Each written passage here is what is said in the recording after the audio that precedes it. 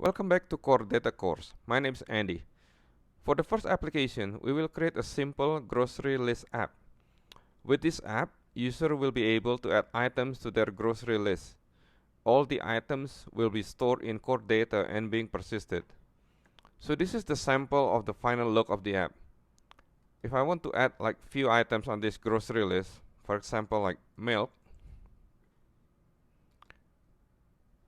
and I add one more, oranges.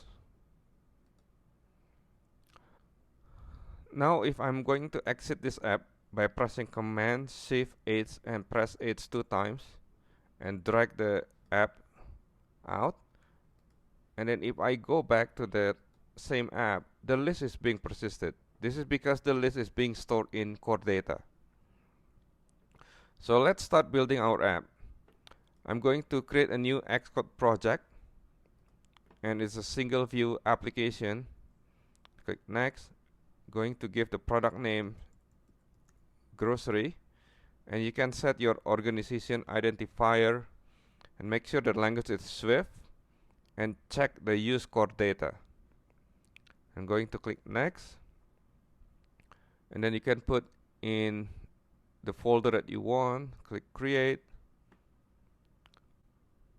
So the first thing that you notice is there is a grocery XC data model D. This is where we're going to create the entity for our core data. And the other thing, if you go to the app delegate, core data will set the boilerplate for the core data stack. So there is like manage object model, persistent store coordinator, and the manage object context. In typical application, we will not be interact directly with the persistent store, but instead the application will interact through the manage object context. So let's start working on our main storyboard. So I'm going to make some space here. I'm going to remove the default view controller. We're not going to need that. We're going to use the table view controller instead. So if you go to the object library and then start typing table, you're going to see the table view controller. You can drag that to our storyboard. And I'm going to also embed a navigator controller. And I'm going to make this navigation controller the initial controller.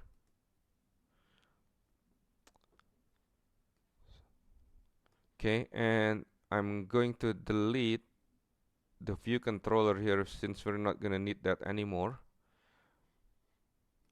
But instead, we're going to create a new class that will be the subclass of the table view controller.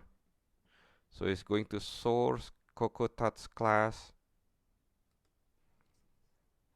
and I'm going to call it grocery table view controller, and make sure it's going to be a subclass of UI table view controller. Then click next, and then click create. And then if we go back to our main storyboard, I'm going to make this to use this custom class that we just created.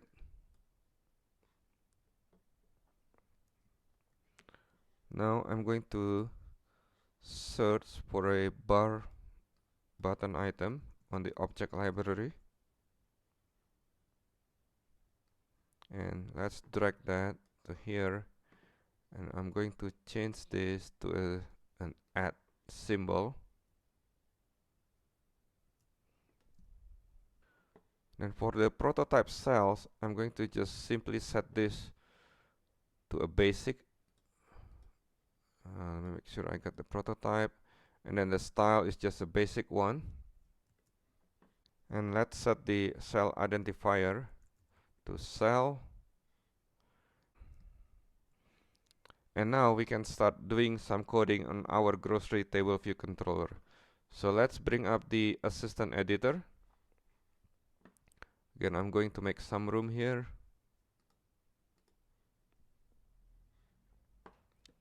And then we're going to drag from the plus sign into our table view controller, and this is going to be an action. I'm going to call it add action, and the type will be UI bar button item. Alright, now we can close this, and we're going to work on the grocery table view controller. The first thing is I'm going to set the data source for our table view, groceries, and it's going to be an array of string.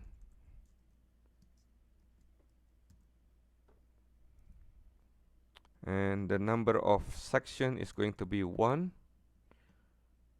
and the number of rows is going to be the groceries dot count.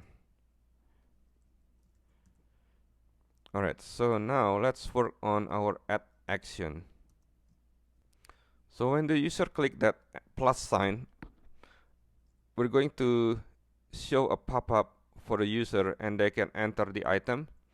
So let's start working on our pop-up. I'm going to be using the alert controller.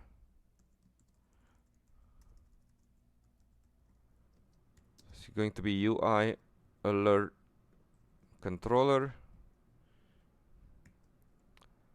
The title, I'm going to call it grocery list, and the message is add item, and the style is going to be an alert style.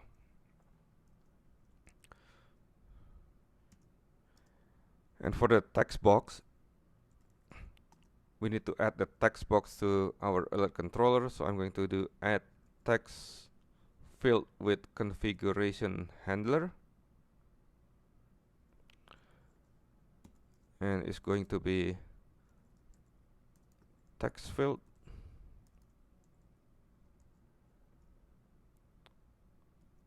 So for right now we're going to leave it blank, and we need to start adding the action that we're going to attach to our alert controller.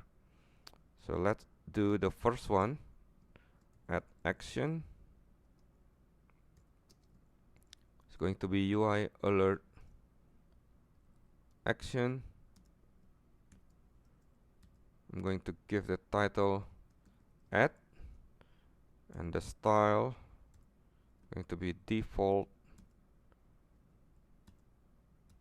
and for the handler,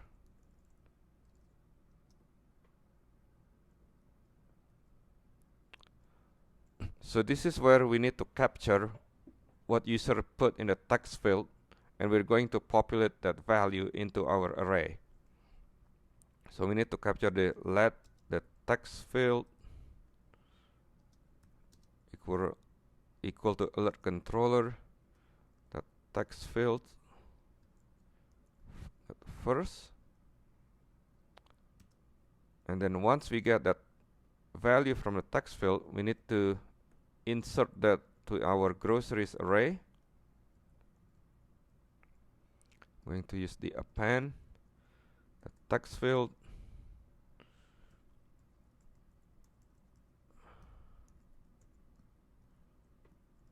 right there, and then after that, after we update the array, then we want to reload our table view. Alright, looks like I mistyped this.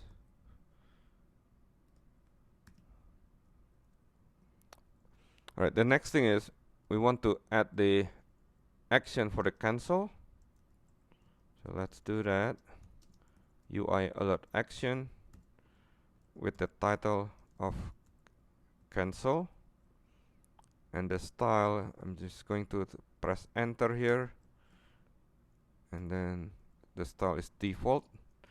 And for the handler, again, you can just simply tap the enter key and another enter key,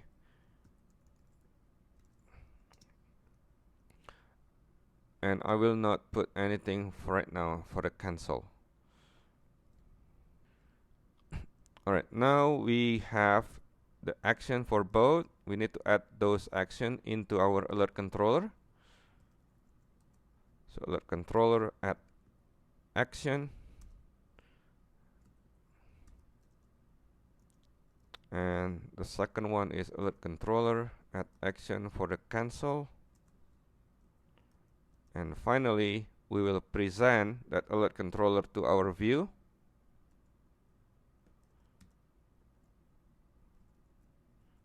And animated is okay with true, and completion is nil. Alright, so that's for the add action. So the last thing that we need to do is update our cell for row at index path. So I'm going to uncomment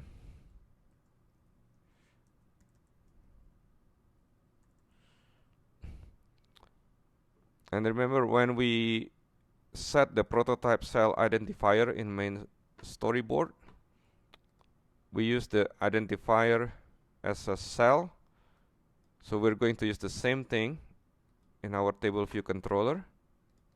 It's going to be cell,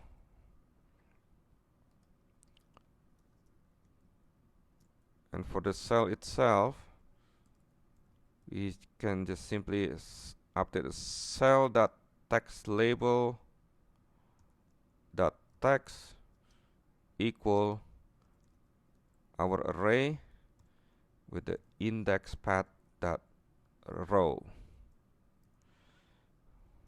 So now if we build and run our app,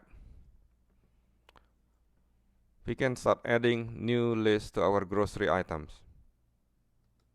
So I'm going to add oranges